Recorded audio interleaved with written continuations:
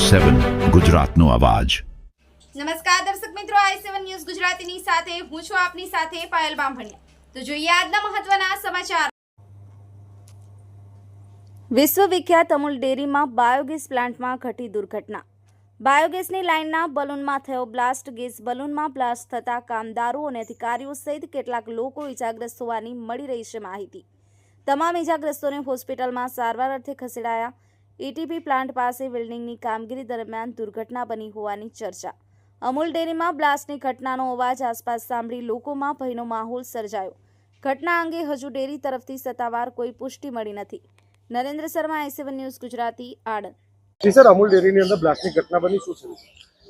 આજરોજ 10 મિનિટ પહેલા આપણને ઇન્ફોર્મેશન મળી છે કે અમૂલમાં પાછળ જે બાયોગેસ પ્લાન્ટ છે ત્યાં લીકેજ થવાથી બ્લાસ્ટની ઘટના બની છે। ત્યાં આઉટસોર્સથી જે વેલ્ડિંગનું કામ કરતી જે ઓર્ગેનાઇઝેશન હતા એના 7 વર્કરોને બર્ન્સ રિપોર્ટ થયા છે।